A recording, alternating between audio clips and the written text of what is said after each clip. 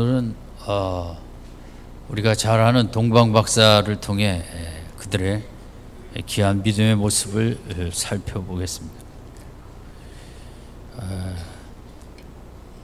우리가 박사라고 알고 있는데 사실 이들의 직은 상당히 정부의 최고 관료라고도 할 수 있고, 또 그 나라에서 가장 역사, 지리, 천문학, 수학 등 공부를 많이 해서 다니엘과 같이 왕의 가장 옆에서 국정을 돕는 자라고도 할 수 있겠습니다. 이 영어 성경에는 MAGI 메자이로 나와 있는데 그 다니엘의 직도 같은 직입니다. 다니엘은 이렇게 치프라고 되어 있습니다. 그 메자이의 가장 수장이 되겠죠. 그래서 이 동방 박사들이 온 나라는 학자들의 얘기로는 이제 페르시아 쪽에서 왔을 것이다. 바벨론 제국이 망하고 메데 파사라는 이제 두 나라가 같이 연합해서 바벨론을 정복했기 때문에 둘이 가다가 나중에는 이제 바사가 페르시아 쪽으로 넘어가는데 이 페르시아 쪽에서 왔을 것이라는, 거리적으로 볼 때는 약 예루살렘에서 거기까지 한 1500km 가까운 정도로 이렇게 먼 거리였을 거라고 합니다. 이들이 성경의 다른 분들도 그렇지만 이제 대부분 성경의 우리 믿음의 선조들의 믿음은 소극적이고 수동적이지 않고 적극적이고 열정적이고 이제 도전적인 믿음이었습니다. 예수님을 아기 때 알아본 사람은 목자들하고 시몬과 안나와 이 동방 박사 아주 소수의 사람들 뿐이었습니다. 이들이 하나님께서 아기 예수의 그 실체, 하나님의 아들임을 알게 하신 데는 다 그만한 어떤 열정적인 믿음이 있었기에 이들에게 그런 축복을 주셨다고 우리가 생각할 수 있겠습니다. 이들이 특별히 천문학적으로 옛날에는 이제 별을 보며 국가의 운명과 어떤 큰 인물이 태어날 때 하늘의 별을 보고 이렇게 말하는 그런 것들이 옛날에 많이 있지 않았습니까? 근데 이 사람들 뿐만 아니라 그 예수님의 탄생을 알리는 큰 별은 누구나 볼 수 있었을 것입니다. 그런데 왜 이 사람들만 예수님께 먼 거리를 헤치고 올 수 있었을까? 그만한 열정이 있었기 때문인 것입니다. 많은 사람들에게는 그 별이 뭐 큰 별이네, 좀 요즘 이상한 별이 떴네라고 생각할 수 있지만 이 동방 박사들에게는 그 별의 의미가 상당히 크게 다가왔던 것입니다. 그래서 우리도 어떤 일을 겪을 때 사람에 따라 사건을 작게 보기도 하고 크게 보기도 합니다. 우리가 길거리에 낙엽이 다 졌지만 이제 뒷산에 가면 여기도 뭐 낙엽이 다 떨어져 바닥에 있습니다. 낙엽 한 장이 무슨 큰 의미가 있겠습니까마는 잘 생각해 보면 낙엽이 봄에 이렇게 겨울을 이겨내고 그 나무잎이 나와 힘든 생명으로 만들어져서 많은 비바람과 때로 태풍과 폭풍과 뜨거운 태양의 열기와 때로는 차가운 가을 서리와 모든 것을 겪고 떨어진 것입니다. 그래서 낙엽 한 장은 얼핏 보면 뭐 그냥 발에 밟힐 아무것도 아니라고 볼 수 있지만 그 한 장 속에는 우리가 올 한 해 겪은 눈물과 아픔과 힘듦과 고통과 그런 것들도 그 낙엽 한 장 속에 포함되어 있는 것입니다. 내 인생이 무거웠다면 그 낙엽도 무거운 짐을 지고 이 한 해를 버틴 것입니다. 그리고 때가 되어 추위가 몰려오매 이제 그 떨어진 것입니다. 그래서 낙엽 한 장을 볼 때 내 인생의 한 해 무거운 모든 것들을 볼 수 있는, 그게 크게 보여질 수도 있고, 청소하기 귀찮게 이렇게 많이 떨어졌나 하고 하찮게 귀찮게 볼 수도 있는 것입니다. 우리가 신앙생활이라는 건 얼마나 많은 사람들이 이 시대에 예수를 우습게 여기고 또 뭐 교회가 많은 지탄의 대상이 돼서 그렇기도 하겠지만, 그 사람들에게 예수는 너무 작아 보이는 것입니다. 예수 믿는 사람들도 작아 보이고, 그러나 예수님을 참으로 믿는 우리들에게는 세상에 무엇보다 예수님이 크게 보이고, 그분 앞에 예배드리는 것보다 위대한 일은 없고, 그리고 예수님이 크게 보이기 때문에 이 아침도 물론 습관 따라 주일날 나왔지만 우리는 그런 축복을 받았는데, 그 축복이 뭐냐? 예수님의 크기가 엄청나게 큰 것을 알게 되었기에, 볼 수 있었기에 이 자리에 나온 것입니다. 똑같은 별을 볼 때 어떤 사람은 그 별이 조금 크네, 뭐 그냥 저런 일은 가끔가다 있는 일이니까 이게 뭐 작게 보일 수도 있지만, 이 동방 박사들에게는 자기 인생을 걸 만큼 정말 위대한 왕에 태어난 의미를 갖고 있는 저 별인데, 내가 모든 것 다 드려 저 왕 앞에 나가 그 왕을 경배하리라. 그럼 그만큼 크게 보였다는 거거든요. 참 우리가 복을 받는 것은 예수님이 더 크게 보인다는 것. 그 다른 말로 하면 세상이 작게 보인다는 거거든요. 세상 사람들은 세상이 크게 보이기 때문에 거기서 모든 걸 움켜잡으려고 정치나 경제나 뭐나 다 수단 방법을 가리지 않고 달려갈 때, 우리는 그것이 작게 보이고, 예수 하나님 성령 성경 말씀이 크게 보이는 축복을 받아 이 아침도 여러분 시시한 것 찾아 누가 떠나겠습니까? 시간을 내서 가겠습니까? 가장 귀하고 가장 크신 영광의 주님 앞에 우리가 달려나와 예배하는 축복을 받은 줄로 믿습니다. 그는 동방 박사의 그런 크게 보는 별이 그렇게 크게 보여서 마음을 움직이고 거기를 가야겠다는 열정을 불러일으킨 그 원인은 무엇일까? 저는 거기에 또 인생을 그냥 살지 않고 인생의 의미와 역사의 의미에 대한 끊임없는 질문을 던지며, 이 세상이 이게 다가 아닐 텐데, 이런 모순되고 불의하고 불공평한 이 세상, 그저 힘 있으면 전쟁을 하고 그리고 다 포로로 잡아가고 이러면, 이때가 유대 나라 남쪽이 망할 때 BC 700여 년 전에는 아수르가 중동 쪽을 다 잡지 않았습니까? 그게 영원히 갈 줄 알았지만 100년도 못 갔습니다. 그 바벨론이 나와 아수르를 멸망시킬 때 바벨론 제국은 또 영원할 줄 알았죠. 이렇게 고고학적으로 그 자료를 갖고 다시 그 바벨론 성을 재현한 그런 프로그램이 있었는데 정말 어마어마하더라고요. 바벨론 성은 그 당시 최고의 인간, 이 땅에서 가장 최고의 성이었어요.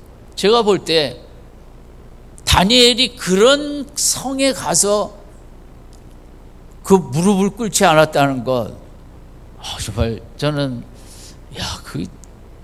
이게 있을 수 없는 일을 했구나. 너무나 큰 거대한 문명과 문화 앞에 섰는데 거기서 하나님을 더 크게 보인 거죠. 다니엘과 세 친구들에게는. 어쨌든 이 동방 박사의 열정은 인생의 의미를 찾고 역사의 의미를 찾은 거죠. 이게 아닐 텐데 웬 전쟁하고 힘 있으면 다 가서 내 나라 삼고 포로로 끌어오고 거기 금은보화 다 빼앗아 오고, 그게 또 얼마 가지도 못하는 이 아수라장인 역사의 의미는 뭐고, 그럼 이 속에서 그냥 그 개죽음처럼 죽어가는 인간의 의미는 뭔가 새로운 지도자가 나타나야겠고, 새로운 나라가 이 땅에 서지 않으면 이런 역사는 늘 반복될 것이다. 아니 오늘 우리가 사는 이 시대까지 맨 전쟁과 빼앗고 탈취하고 죽이고 내 나라가 최고고 뭐 그런 싸움의 역사가, 기술은 발전했지만 인류 역사는 뭐 어떻게 보면 혼탁하고 더럽고 이기적이고 불의하고 불공평하고 힘없으면 늘 허덕여야 되고 힘 있으면 다 뺏어오는, 뭐 이들의 열정은 그 두 번째 부분에 있어서 진정한 역사와 인생의 의미를 시시하게 찾은 것이 아니라 열뜨겁게 찾았다는 거죠. 뭔가 새로운 우리에게 기쁨을 주는 완성감을 느끼는 나라, 그런 왕이 나타나야 할 텐데 아마 그래서 그들은 열심히 찾았고 아마 그런 것이 있었기에 하나님께서 큰 별을 떠쓰게 했을 때 다른 사람들은 다 뭐 그냥 그렇게 보통으로 작게 시시하게 보았지만 이 동방 박사들은 그게 의미를 알기에 그 별이 얼마나 큰 의미를 갖고 있고 인류를 구원할 구원자가 나타난 별이라는 그 의미의 해석을 갖고 그들이 그렇게 머나먼 길을 떠날 수 있었던 것입니다.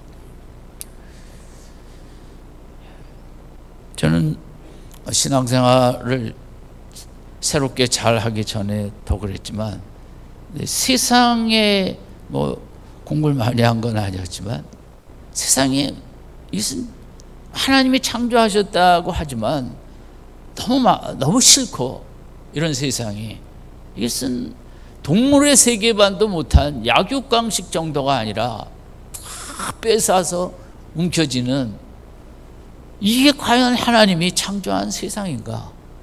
이렇게 살라고, 이렇게 힘들게 어렵게 살라고 이 땅에 인간을 만드셨나? 상당히 하나님이 못마땅한 적이 많았습니다. 그래서 교회도 잘 안 나가게 됐겠죠. 성경도 믿을 게 못 된다. 뭐 하나님이 만드셨는데 이게 뭐냐? 그런데 이제 제가 그 해답을 갖게 된 것은 하나님의 창조의 세계는 완전해야 되잖아요. 흠이 없어야 되잖아요.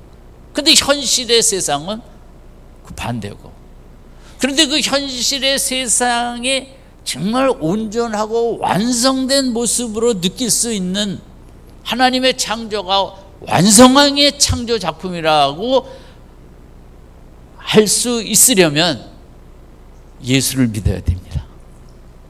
예수님이 내 인생에 들어오면 내 인생에 많은 못마땅한 점이 있을지라도 내 인생이 완성된 위대한 작품으로 느껴지기 시작합니다. 아멘. 그것은 돈과 뭐로 되지 않습니다. 인기로 되는 게 아닙니다. 예수가 들어와야만 내 인생이 너무 귀하고 멋있고 너무 영광스럽고 그런 모습을 발견할 곳이 없습니다. 역사도 마찬가지입니다. 역사를 해석할 길이 없습니다. 악이 늘 이기니까요. 악한 자는 늘 무기 만드는 데 열심이니까요. 인류의 반이 굶주리는데 그 핵폭탄 만들어서 어디다 쓰겠습니까? 그걸. 인류는 15,000개를 지금 많이 폐기하고도 갖고 있고, 북에 계신 분은 그것만이 살 길이라고 매어 달리고, 이런 어리석은, 이 역사의 의미를 찾을 수 있는 길은 예수뿐입니다. 예수 안에 천국이 있고 이 땅이 지옥 같더라도 우리가 그걸 견디고 나면 영원한 천국이라는 게 있어야 이 땅에 이 불의하고 불공평한 삶의 완성도를 그릴 수 있는 것입니다. 원숭이들이 모여서 그런 얘기를 했다고 합니다.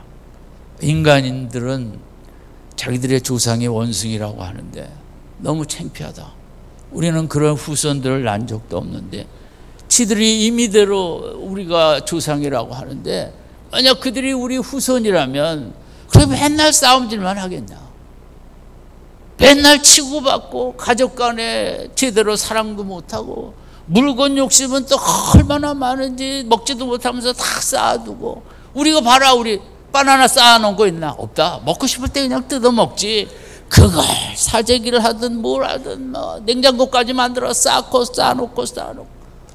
너무 인간들은 우리가 낳은 자라고 우리 후손이 될 수 없다. 왜냐하면 격이 다르니까. 우리들의 사는 세상에 이 불안전함, 불공평, 어떻게 해석할 수 없는, 짐승보다 더 못한 그런 지도자들도 많고, 뒤죽박죽인 죄악의 세상 속에 이 동방 박사들은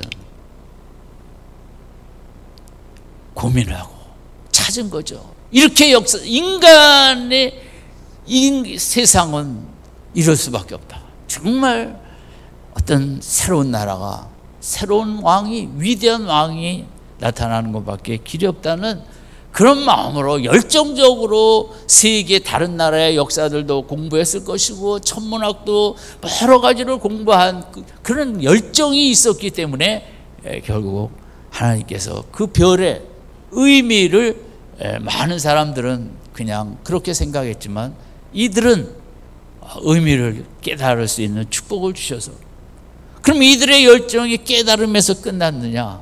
그건 아니죠. 우리가 아는 대로 거리가 약 1500km 정도, 특히 페르시아 쪽에서 예루살렘까지 오려면 또 그 길이 뭐 그렇게 고속도로로 승용차로 오는 것도 아니고 말을 타고 오는데, 그림례는 낙타로 되어 있는데 절대 낙타는 그렇게 올 수 없다.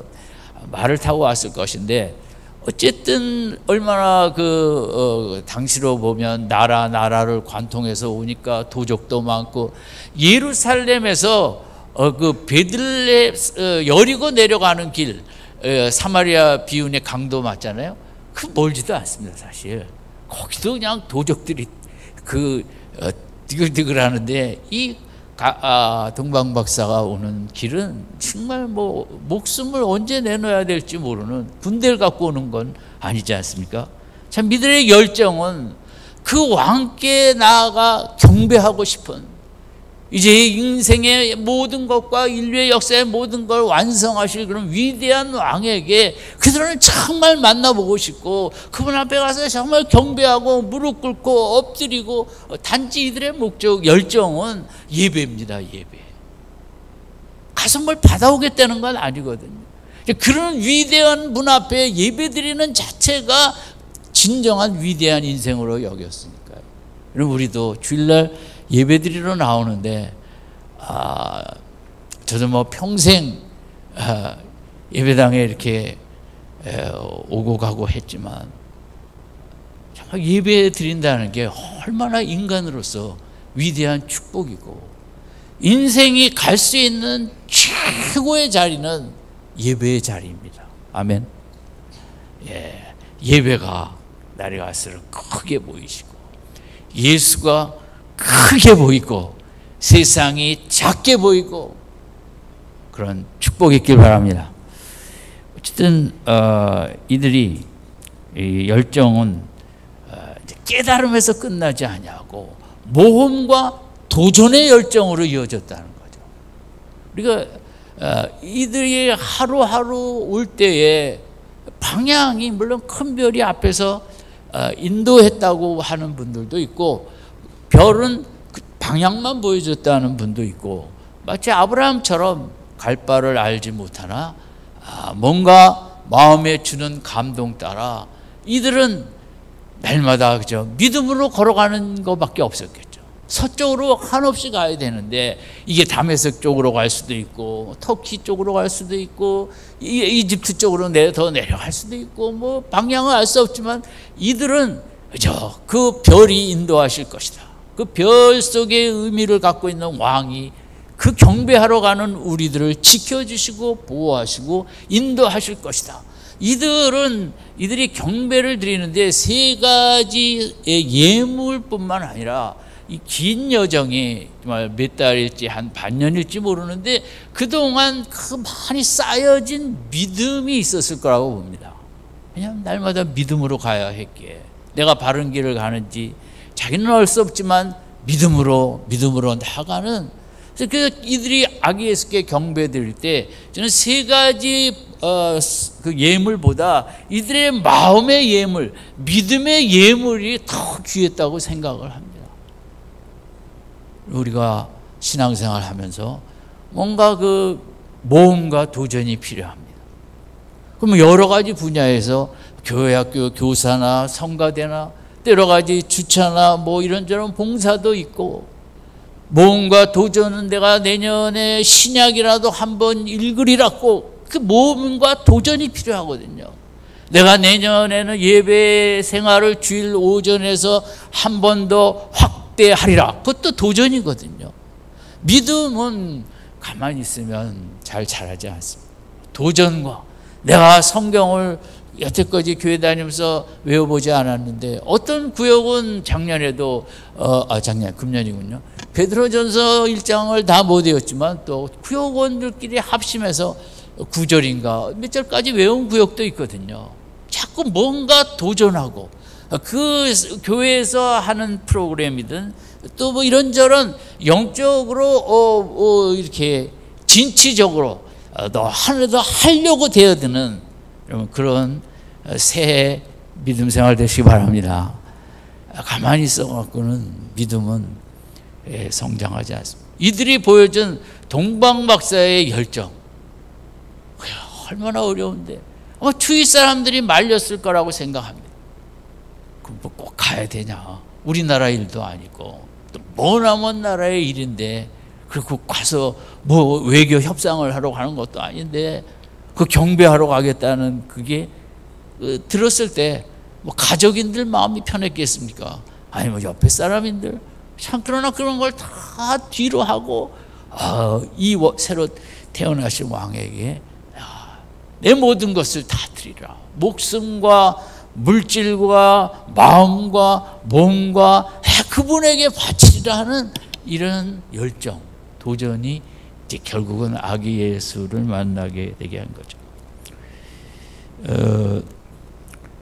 이들의 열정은 또 이제 왔습니다. 예루살렘에 왔더니 이게 2장 3절에 있는 대로 분위기가 아주 이상해진 것입니다. 왕이 있는데 왕이 태어났다는 것은 그건 역모나 다름없습니다. 죽여야 되는 거죠. 조선시대에도. 그렇게 힘들게 왔건만 뭔가 잘못 온 것 같은 것입니다. 이 나라에선 그런 왕을 기다리지도 않고, 성경은 잘 알지만 그냥 현실 속에 그 정권만 유지하는 뭐 그런 데 와서 왕이 태어났다고 하니 이게 동방박사 목숨까지 위태로울 수 있는 뒤죽박죽이 되어버립니다. 혼돈과, 우리가 하나님을 따라갈 때 열정적으로 혼힘을 다해 따라갈 때 꼭 좋은 일만 있는 건 아니잖아요. 헌신할수록 더 힘든 일이 주어지는 게 믿음 생활입니다. 이상하죠? 교회를 위해서 내가 헌금을 했으면 더 좋은 일이 일어나야 될 텐데 비난도 더 많이 받고 욕도 많이 먹고. 저는 우리 신앙생활 하면서 교회에서 이제 열심히 일하시는 분들 보면 좋은 소리보다 그렇지 않은 소리도 많이 듣는 걸 봅니다.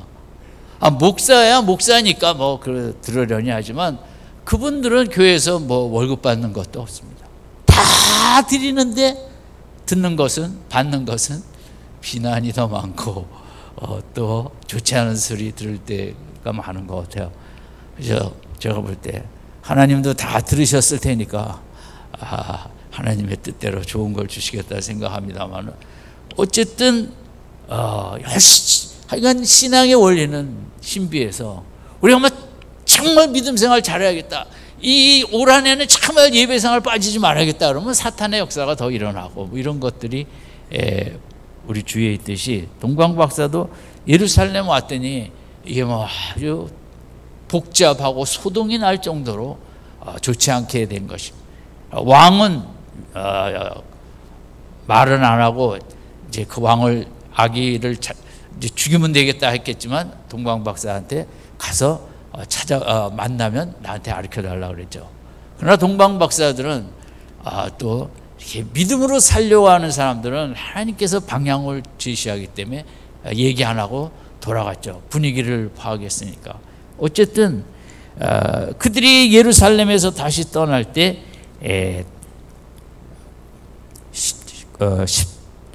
19절에 보면 별이 다시 나타나 인도했다고 그랬거든요.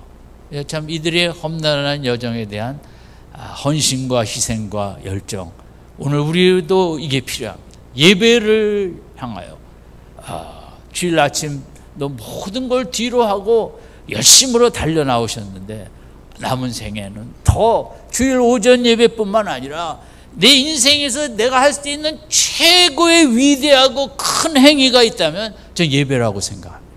그럼 하나님이 그렇게 보십니다.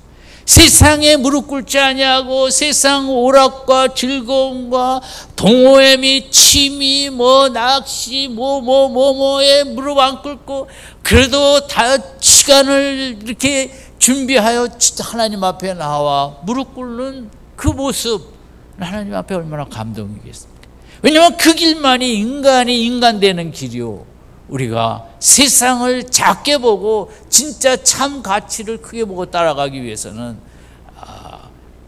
예배 행위가 너무 중요한 거예요. 그러니까 이들이 드린 예배의 모습은 10절에 그렇게 지치고 피곤하고 예루살렘에 와서 어수선했지만 결국 악의 예수 있는 곳에 와서 별이 이제 거기 이 자리다 할 때 그렇게 기뻐하고 기뻐했다고 10절에 표현하고 있습니다. 이게 예배의 열정적인 바람직한 모습입니다. 예배에 나올 때 기쁨으로 준비하고 기쁨으로 나와 기쁨으로 예배 드리는 거예요. 두 번째는 11절에 그 모친 마리아와 함께 있는 것을 보고 엎드렸다.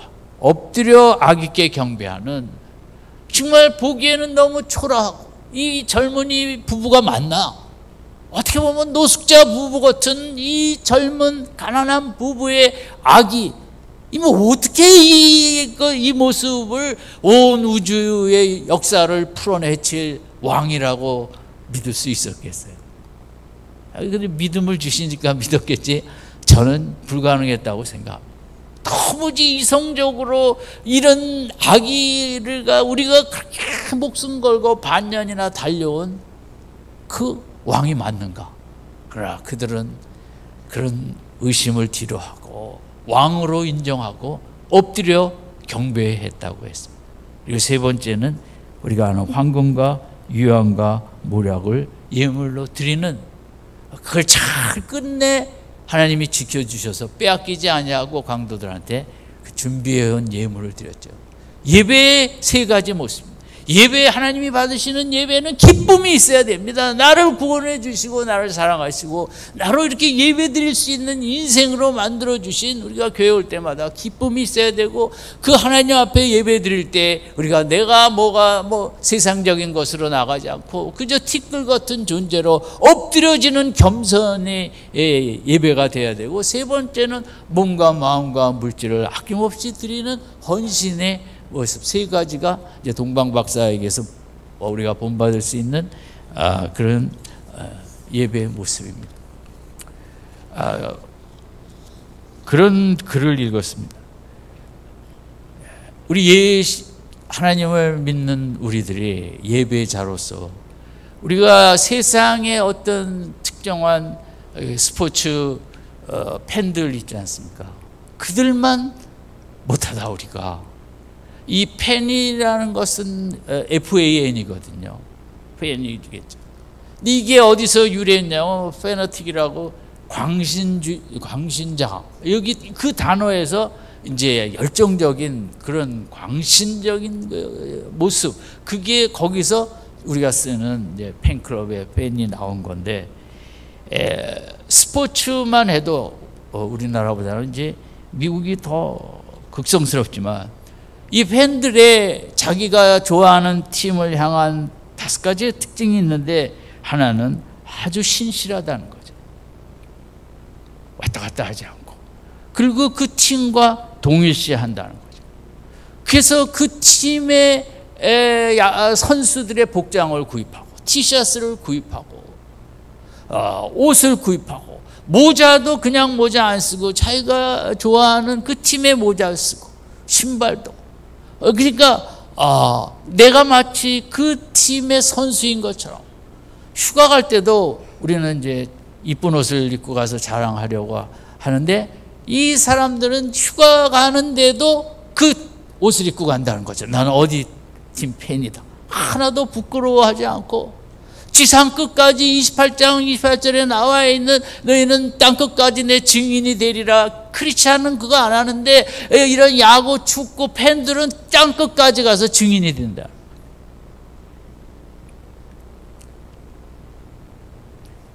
두 번째는 이들은 자기가 좋아하는 팀을 위해서 돈을 아끼지 않는다는 거죠. 모든 걸 구입하기도 하고, 우리나라도 축구 좋아하시는 분들 전에 남아공에서 월드컵 할 때인가요? 거기 가갖고 호텔비 다 지가 내고 다 자기 사 먹고, 티켓도 바가지 줄 텐데 비싼 거 다 사고, 또 들어가서 또 목소리를 아끼지 않아요. 소리를 지르며. 근데 예수님 팬들은 뭐 하고 있는가? 기도 소리도 찬양 소리도 죽어가는 이 시대에 야구팀 팬만도 못한 축구팀 팬들은, 여러분 축구 팬들은 보면 앉지도 않더라고요. 80대 전후반 다 일어서서 와.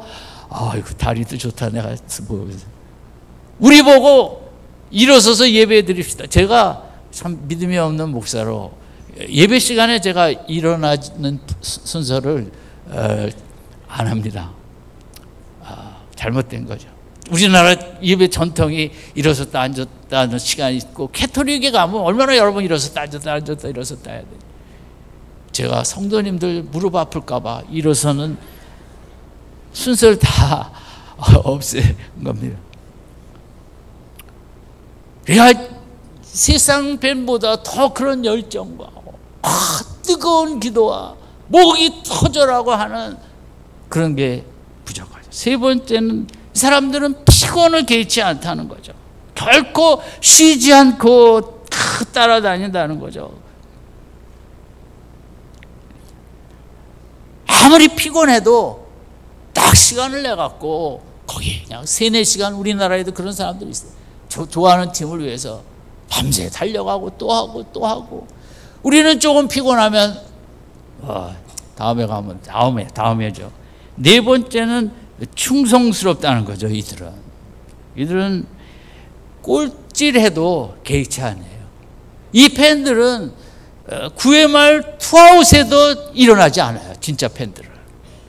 왜냐하면 이들은 9회 말 투아웃 투 스트라이크에서도 믿음을 가져요.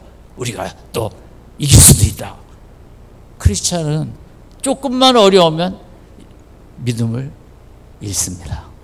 이 세상 운동선수 팬만 믿음이 우리에게는 없죠. 그들은 이 두산 팬들이 우리나라 야구에서는 가장 뭐라 할까, 독하다 할까, 아주 질긴데, 비가 오나 뭐 하나 제일 소리 잘 지르고 끝까지 앉아 있고 믿음이 좋다는 거죠. 인간인데도 9회 말 투아웃, 투 스트라이크에도 믿음을 갖고 이적은 나타날 수 있다. 아멘. 그들은 이적을 믿는 거예요. 교회 다니는 우리들은 이적을 믿고는 싶은데 안 믿. 다섯 번째는 열정적으로. 금년에 아무리 못해도 포기 안 해요. 내년에 잘할 거야. 이들은 자기가 응원하는 팀에 대해서 결코 좌절하고 낙심하지 않습니다.